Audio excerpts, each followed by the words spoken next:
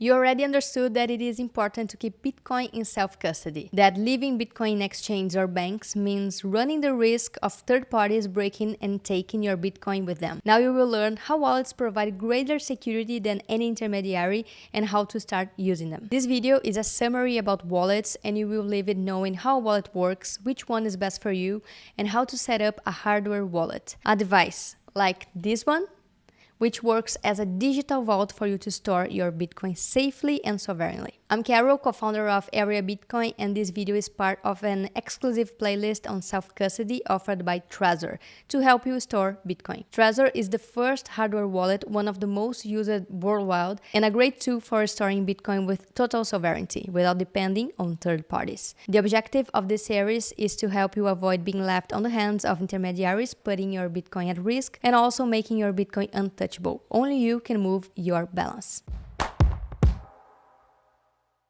The first thing you need to know is that Bitcoin wallets do not have Bitcoin inside them. Shocking, right? Who would know? That's because Bitcoin are not stored inside wallets. They are always on the blockchain or in the time chain, and they never leave it. What the wallet does is to store and protect the keys that give access to the balance and allow you to move Bitcoin from one address to another. Bitcoin are always at an address and on the network, and not inside the device itself. Wallets perform the function of digital keychain that stores the codes that authorize transactions with your balance, cryptographically proving that you are the true owner of that balance and can move it. Just as in a keychain, you can have several keys that open several doors from different places. In your digital wallet, your keys give access to different types of balances and operations. That's why your digital wallet works like a digital keychain. When you set up a wallet for the first time, it will generate a sequence of words for you, like this one that I have in my hands, and these words are known as seed phrases. They are the words of recovery for your wallet. With these words, you can recover your balance on any other device or app, even if your original device breaks down, is lost, destroyed by some major event. That's why you need to be careful with these words. They are what recover and allow you to move your Bitcoin. If you store your words well, you will always have access to your Bitcoin. But if you don't take good care of them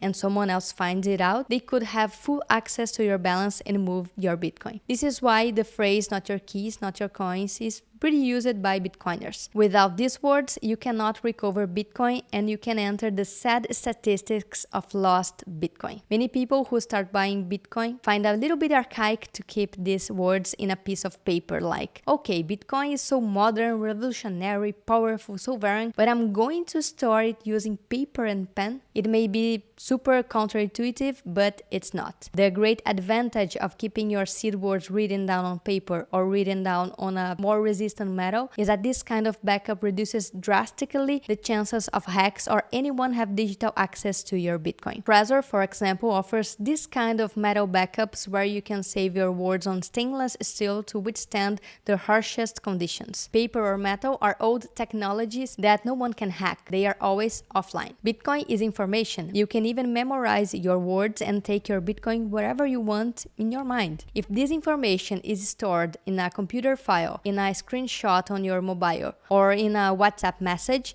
it is very easy for an attacker to steal your funds. Not because he hacked your wallet, but because you left this information very exposed to possible hacks. But if you store it offline and your words are written on a simple sheet of paper, it is much more difficult for someone to access it remotely. This is only possible if the person finds where you left this information, stealing the paper where your seeds are written down. So here is the first lesson from this video. When you set up the wallet for the first time, write down these words legibly in order in which they appear and store them in a safe place where only you have access. This little piece of paper looks rustic, but it is the offline way of storing information with the certainty that it will not be hacked due to its analog nature. In addition, anyone can write down a list of words on a piece of paper. And that's the wonder of Bitcoin. It unites the physical and digital world, while it can be very simple or very complex depending on the level of technological literacy. But anyway, you wrote down the words, kept them very well, but what is their function in the end of the day? The expression seed phrase is intentional. It is from there that you can generate thousands of different private keys and Bitcoin addresses for different balances. In the same way that a seed on Earth, it is possible to grow a tree that branches into thousands of branches with fruits. Seed words also facilitate storage and avoid errors when self-custody. This is because they represent a large secret code with random letters and numbers that are very easy to make mistakes when writing down. Words are more intuitive, have meanings, and are easier to write down with less chance of error. However, when faced with these words, the question always arises: what if someone guesses the words in my wallet? Can someone steal my Bitcoin? And the answer is no. It's absurdly difficult for someone to simply guess your seed phrase. The number of all seeds that can exist is much greater than the number of grains of sand on Earth. There are more possible combinations of a 24-word seed than there are any atoms in the universe.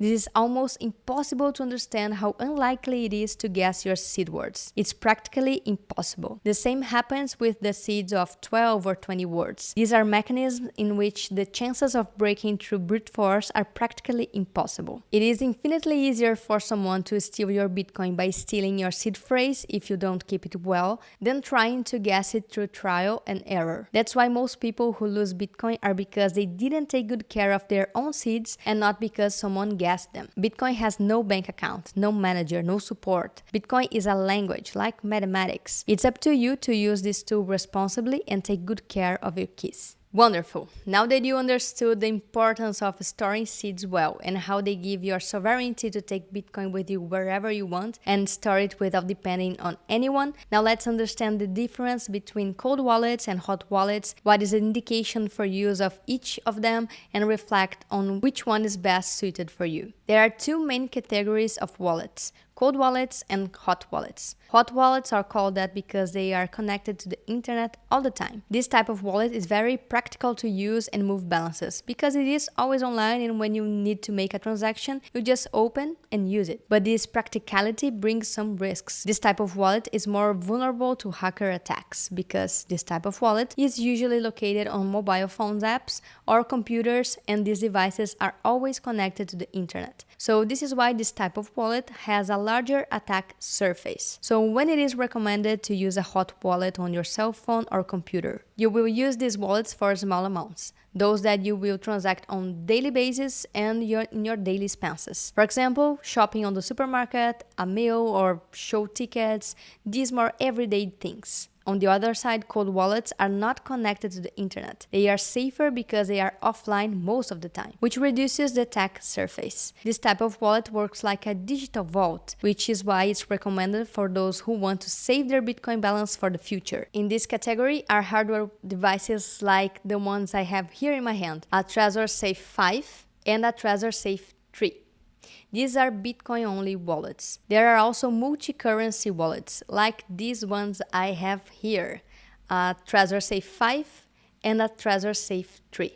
That allow you to store your coins along with your Bitcoin. These kinds of wallets store your keys offline and have an entire security system to protect information. These wallets are self-custodial, which means they provide you with the recovery word so you can store sovereignly. There are other wallets that don't offer the words and they keep the keys for you. These wallets are known as custodian wallets. They work almost like exchanges. They are responsible for storing your Bitcoin and require you to trust them. Therefore, custodian wallets are not recommended for storing your Bitcoin autonomously for the long term. That's why choosing a wallet depends on how you want to use it and what is your profile. If you want to use Bitcoin for quick payments, an app on your cell phone is enough. If you want to store Bitcoin with maximum security because it has been your hodl for years, then it is better to use a dedicated device like the Trezor that I have here. If you are Bitcoin only like me and you don't want to know about other shitcoins in the same wallet as your Bitcoin stack, no problem, there are companies producing Bitcoin only wallets. So now that you understood what wallets are and the main differences between them,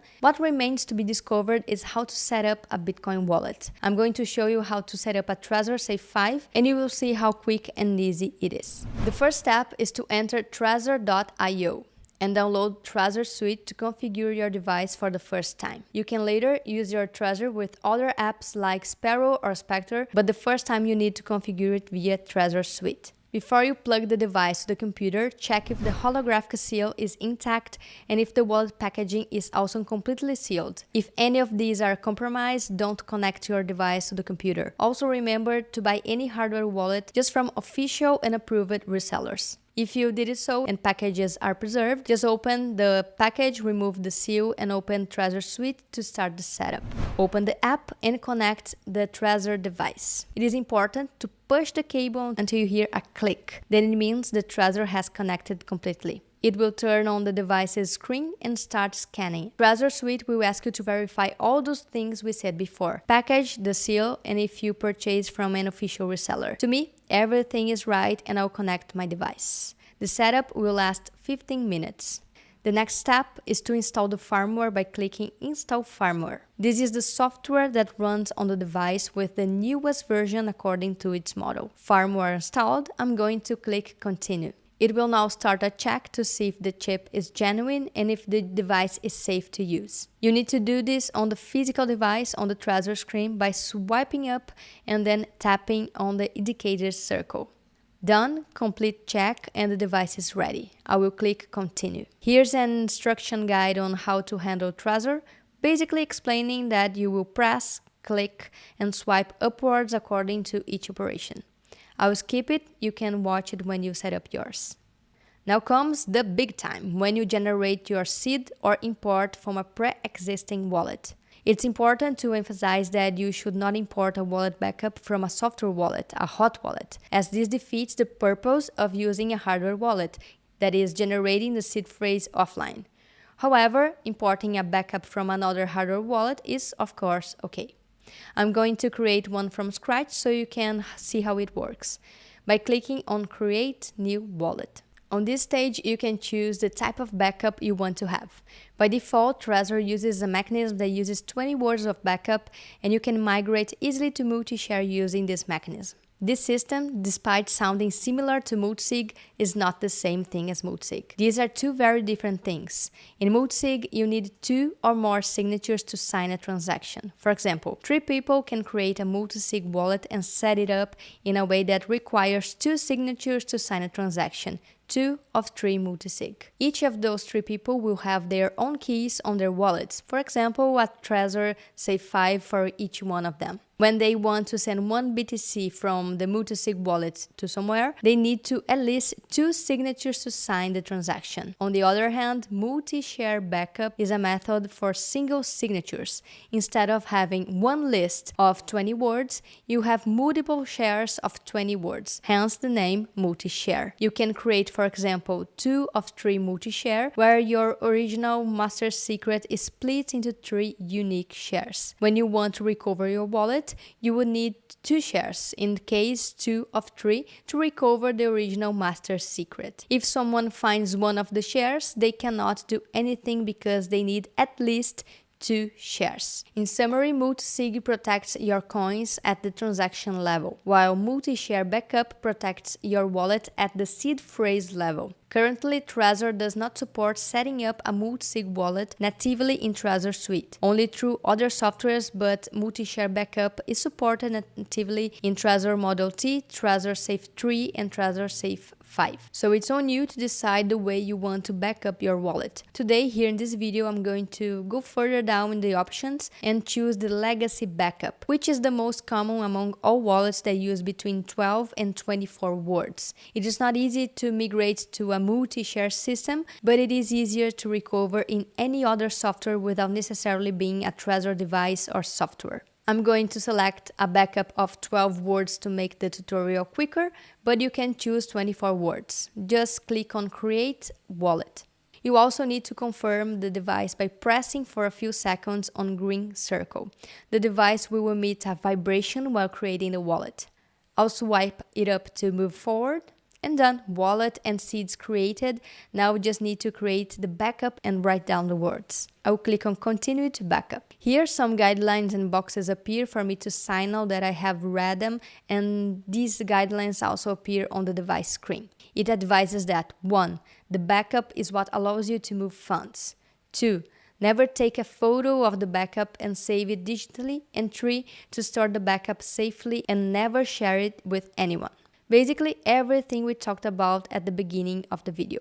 I will select them all and click on Create Wallet Backup. Now I'm going to swipe up on the Trezor screen, confirming that I understand this information. And now the device will show my 12 wallet recovery words on one by one for me to write down. I will write it down here and then the device will ask me to confirm some of them. Let's go. Done. I wrote down all the words here, and it's obvious that I'm going to discard this setup later, right? Otherwise, I wouldn't be showing the seeds words here for you. Just so the funny guys don't come and say that I was stupid to show the seeds. See? I can read your mind. Now I'm going to press here to confirm that I wrote down everything in the correct order. And then begins a quick check to see if I wrote everything down, and it will ask for some words from my list of 12. Done. Full backup. Now comes the creation of a PIN. It prevents anyone from accessing your device without your authorization. It is important not to leave your PIN and wallet device together because anyone can access your funds with them both. The PIN is something you can memorize. It's easier to remember than the 12 words. If you forget your PIN, that's no problem either. Just recover the wallet with your recovery words. Just the words you cannot lose at all. Remember that. Alright, PIN configured and wallet configured. Now let's access the Trezor suite in Access Suite, clicking the green button. Swipe up on the screen to allow the wallet to create labels on the transactions, addresses, and balances. And the wallet is ready, configured, and it is on this dashboard that will carry out your Bitcoin sending and receiving operations. In the next video, I will show you how the addresses work and how you will take Bitcoin from the exchange to your Trezor. Fantastic! In this video you learned what wallets are, the main differences between them, and how to set up a Trezor hardware wallet for the first time. This mechanism is very similar in most self-custodial wallets. Now you're ready for sovereignty, and in the next video you will learn how to take Bitcoin from the exchange or bank and send it to your wallet. I hope you enjoyed this video, see you next time, and opt out!